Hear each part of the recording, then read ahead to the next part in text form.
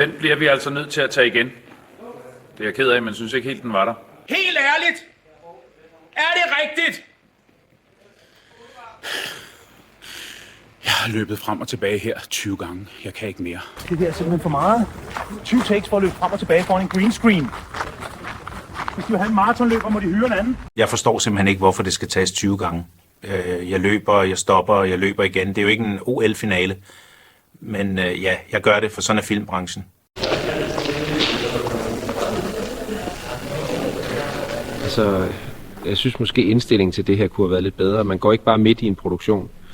Men jeg forstår også, at det har været en hård dag, og vi skal selvfølgelig finde en løsning, så vi kommer videre.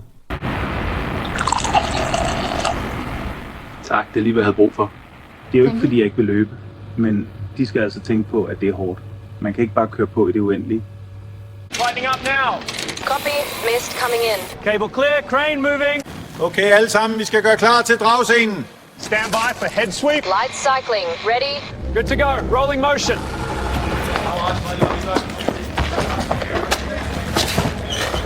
Du skal i kostume nu! Det er ved at være tid til dragscenen!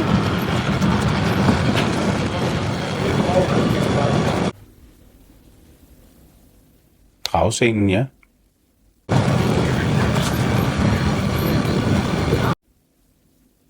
Hvem finder på sådan noget pjat? Så helt ærligt, skal jeg virkelig have den her paryk på? Det ser jo helt forkert ud. Ja, det skal du. Det er sådan, rollen er skrevet. Når jeg som forfatter skriver en film, så forventer jeg, at skuespillerne er professionelle og gør, som der står skrevet. Også selvom man ser dum ud.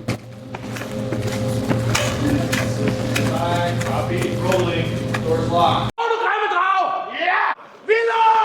Vildere! Du skal være vildere! Kom så, giv den gas! Giv mig alt, du har! Mere energi!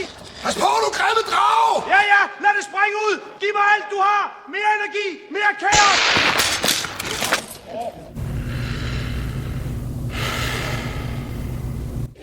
For helvede! Ja, sådan er livet for en skuespiller. Op og ned. Den her gang var det altså ned.